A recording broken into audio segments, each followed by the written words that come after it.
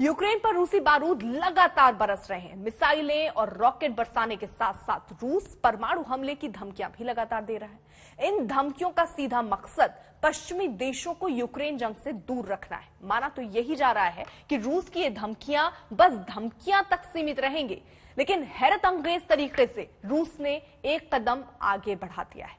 Putin ने अपनी परमाणु पनडुब्बियों का बेड़ा अटलांटिक सागर में उतार दिया। पश्चिमी मीडिया की रिपोर्ट के मुताबिक ये पनडुब्बियां परमाणु मिसाइल ले जाने में सक्षम है। पुतिन ने जब परमाणु हमले की धमकी दी थी, उसी के बाद इन परमाणु पनडुब्बियों को समुद्र में उतार दिया गया था और ये कहा जा रहा है कि अटलांटिक का चक्कर काटकर ये पनडुब्बियां वापस रूस लौट आई हैं।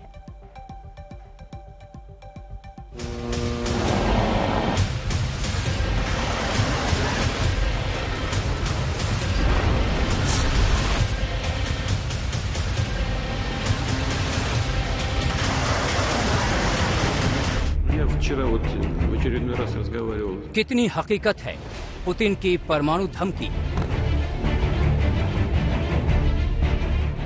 यूक्रेन के लिए सच में परमाणु जंग छेड़ देगा रूस? रूस से निकली कहां तक पहुंची परमाणु पनडुब्बी?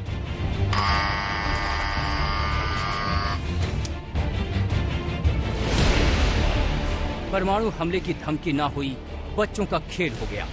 जब से यूक्रेन को लेकर तनातनी बढ़ी, तभी से रूस पश्चिमी देशों को अपनी परमाणु ताकत के नाम पर धमका रहा है। लेकिन जो लोग सोच रहे थे कि रूस के ये तेवर सिर्फ धमकियों तक ही सीमित हैं, उनकी आंखें खोलने के लिए व्लादिमीर पुतिन ने एक कदम और आगे बढ़ा दिया। परमाणु ताकत से लैस रूस की परमाणु पनडुब्बियों का बेड़ा अटलांटिक सागर में उतर चुका है।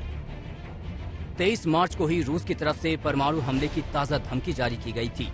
पश्चिमी देशों की रिपोर्ट के मुताबिक इसके तुरंत बाद ही पुतिन ने अपनी परमाणु पनडुब्बियों के बेड़े को समंदर में उतारने का हुक्म जारी कर दिया। रूस की उत्तरी सीमा से पनडुब्बियों का ये बेड़ा पूरे यूरोप को लांघते हुए उत्तरी अटलांटिक सागर तक पहुंच गया।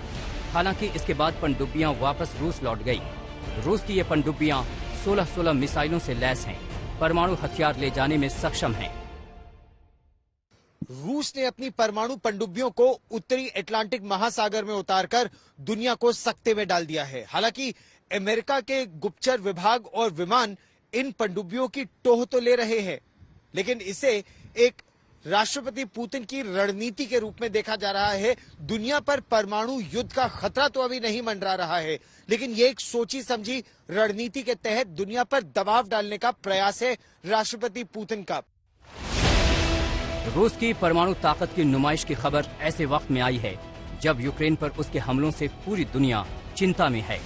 दुनिया भर में सभी ताकतवर देश यूक्रेन के पड़ोस में 3-3 बैठकें कर चुके हैं और रूस के धुर विरोधी अमेरिका के राष्ट्रपति बाइडेन खुद यूक्रेन सीमा की दूसरी तरफ पोलैंड में मौजूद हैं और नेटो देश रूस को बार बार परमाणु हथियारों को लेकर चेतावनी दे रहे हैं।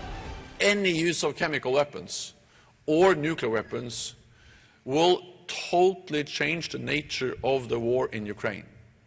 It will be absolutely unacceptable, and it will be a blatant violation of international law, and therefore allies have also clearly stated that Russia should not use chemical, biological or of course nuclear weapons. हैरानी की बात यह है कि युद्ध के ऐसे सुलगते माहौल में पूरा यूरोप लांघकर रूसी पनडुब्बियां अंतर्राष्ट्रीय जल सीमा में बगैर रोक टोक चक्कर काट आई। किसी भी देश के साथ इनका टकराव भी नहीं हुआ। लेकिन रूस का इतिहास देखें तो ये बात ज्यादा हैरत अंगेज भी नहीं लगती। क्रीमिया युद्ध के दौरान भी रूसी पनडुब्बियां ऐसे ही बेरोक टोक घूम रही थीं। सवाल उठता है कि क्या रूस वाकई परमाणु हमले का मन बना रहा है या फिर ये कवायद भी उसकी धमकाऊ कूटनीति का ही हिस्सा है। ये एक्शन रिएक्शन है, ये क्रिया और प्रतिक्रिया की बात है।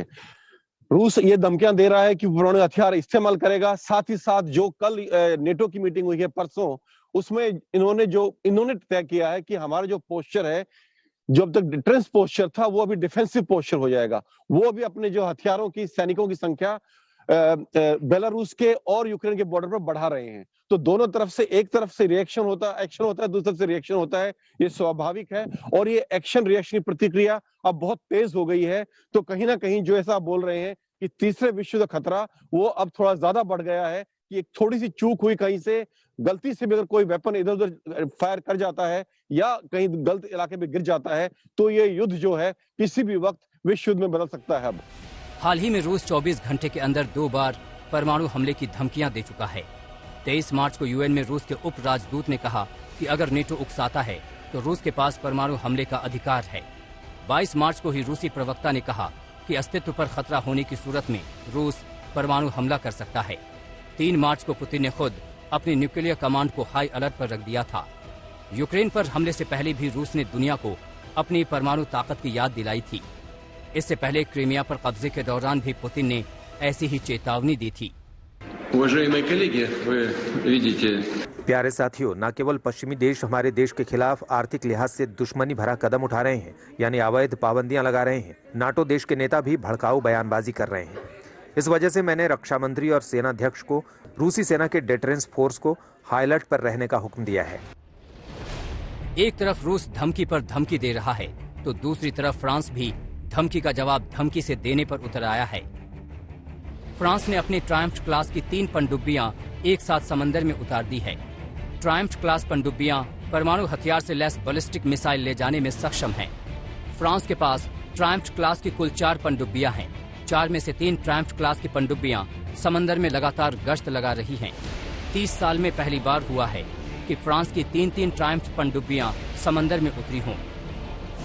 पश्चिमी मीडिया रूस की पनडुब्बियों को दबंगई की ही नुमाइश मान रहा है और फ्रांस के कदम को भी इसी के जवाब में देखा जा रहा है। डर इस बात का है कि जब ताकतवर देश इस तरह खुलेआम एक दूसरे को परमाणु बम दिखाकर आंखें तरे रहे हों तो संयम की डोर कब टूट जाए कौन जाने। कीव से राजेश पवार और वॉर्सो से गौरव सावंत के साथ आज तक ब्यूरो।